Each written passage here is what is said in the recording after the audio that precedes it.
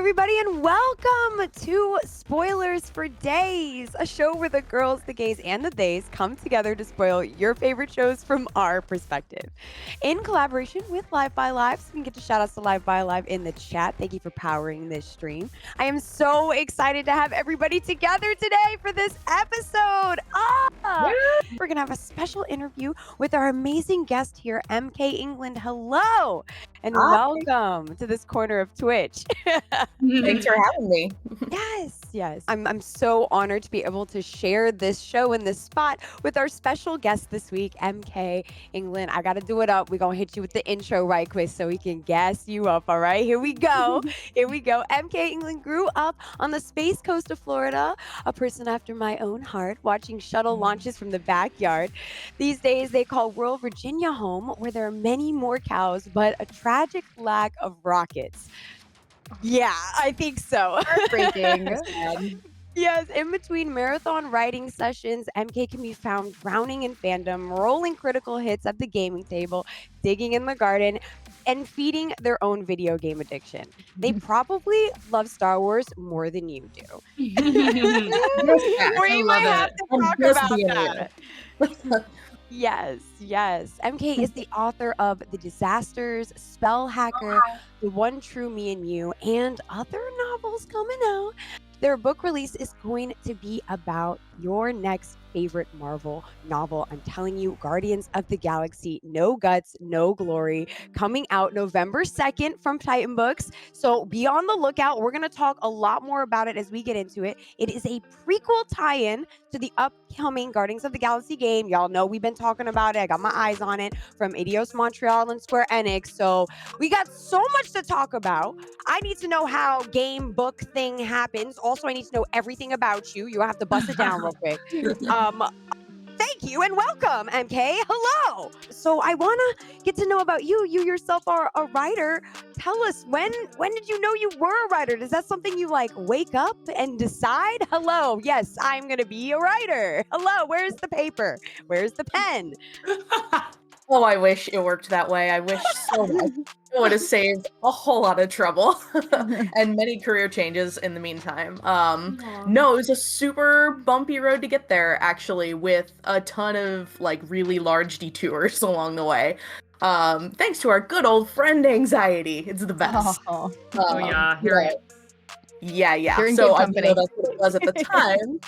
But, as a kid, I loved stories. I devoured books. I loved to write my own little stories. Any kind of writing assignment in school was like the best thing in the world to me. But I just kind of fell away from it as anxiety started to kick in my teen years. And it was not the like timid, fearful kind of anxiety. It was the like vicious, hate yourself, perfectionist kind of anxiety, So I couldn't even stand to like look at my own words on the page.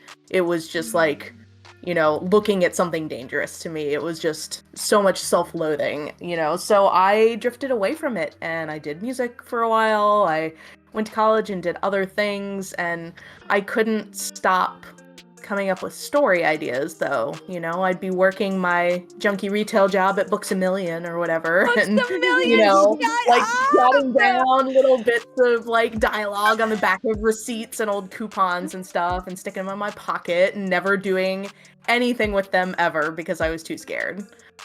So in my late 20s, I finally just got sick of myself and was like, you're going to sit down and you're going to do this. And I wanted so badly to just write a dang book. So I forced myself through it. And yeah, finishing was like the lesson I needed to learn. Just like finish it, get it done. You did it once, now you can do it again. And I've never looked back. Where can we find your book, The Disasters? Do you have a website or? 'Cause I want to read this book.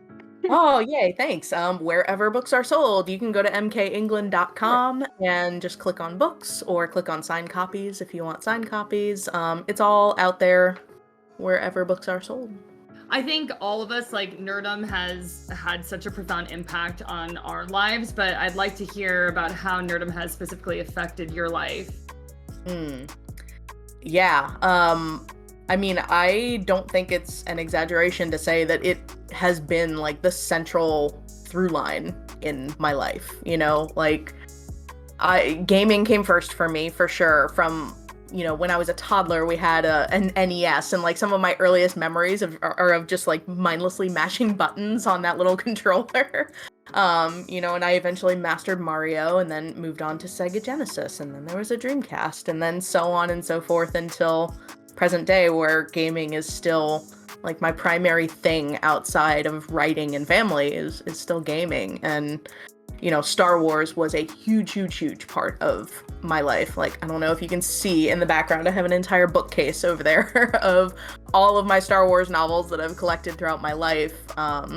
You know, Wait, huge those are the Star Wars novels? writer. I'm sorry to interrupt. I can't tell. I can't see the bindings. on That's that all shelf Star over Wars there. on that side? That is all Star Dang. Wars. Shelf. Oh, wow. Yeah. Oh my God, I gotta step my game. Oh my. Okay, yes. I want to know, getting more into your writing and stuff, and like kind of diving deep, because it really is like a key part of you to say, like, you know, the way you talk about it, it embodies you. What is your biggest goal? Like, what is your end game? What are you trying to reach? Is there like this project in mind where you're like, yes, that would be it. I've made it. I know, I see your eyes light up. I'm like, oh, let me know. I mean, I have like a serious answer and a less serious answer. Okay, give me both. So, Give me both. The answer that I have no control over whatsoever is like, gosh, if I could just write a Star Wars novel one day, that would be like my ultimate. Yes. You know, that was like my dream as a kid, for sure. Okay. But like my more serious goal as a writer, I guess, is I just really like, I want to bring that queer nerdy joy to like every possible media that I can. You know, I love to write novels, you know, and I've done more dry stuff like technical writing and copywriting and things like that. I'm currently like drafting a graphic novel that hopefully some wonderful publisher will decide to pick up and publish. You know, but like, I've wanted to be a game writer since I was a kid. Ultimate dream, you know. And That's probably so different too. So different, for sure. You know, and I'm hoping that like post-pandemic job market will mean that maybe more rural, like remote opportunities are going to open up in that space. Because shockingly, there are no game studios in rural Virginia across the street from my house. I know you might be surprised to hear that. MK, we obviously want to talk to you about your upcoming book, Guardians of the Galaxy, No Guts, No Glory. So like, please, like, just take us A to Z, go real in depth here. Like, we want to hear all about it. Sure. So it is a tie-in novel to the upcoming Guardians of the Galaxy game from Eidos Montreal and Square Enix. And I basically got a call that was like, hey, this video game is coming out and we think you'd be good at Guardians of the Galaxy. Do you want to write this book? And I was like, let me think about that for 0 seconds. Yes, I'm going to do that. And so I got a bunch of backstory about the video game, and they were like, so what do you want to write? And I was like, oh, this is a lot less structured than I was expecting. Okay, cool. Let me just come up with something. So essentially what the assignment was to write a prequel that had something to do with the game, that would in some way like enrich, you know, the story of the game, or shed some more light on some backstory that's relevant to the game. So the game and the book do not exist in the MCU or in Marvel 616, like the Prime comic universe. It's in its own continuity. So I like that. Yeah, it's nice because, you know, it's low barrier to entry. Like, it doesn't matter if you have not read, you know, all of the arcs of the comics that kind of inspired the game, but though you should, if you want to go back and read like Annihilation Conquest and the War of Kings and stuff like that. Like, some really great arcs inspired the team at Eidos Montreal when they were creating this storyline. So I needed to write a prequel that led right up to the start of the game, and so I ended up telling this sort of dual POV story that's half in the past and half in the present. So half of it is when Peter Quill is a young 20-something, you know, recently, or just about like 19, 20 years old, just recently started running with the Ravagers. He's still kind of young and brash and idealistic. Not that he's not still fresh and all of that stuff as a 30 something as well. But it was really fun to get to write sort of a younger, almost like softer, a little less like worn in by the world version of PREQUEL. And then in the present day, it is sort of a heisty kind of story. So it's sort of a like, I love a heist. Nice. Yeah. Yes. I'm in. I got to bring in so much fun stuff from the comics, and just like there's little Easter eggs all over the place. I had so much fun.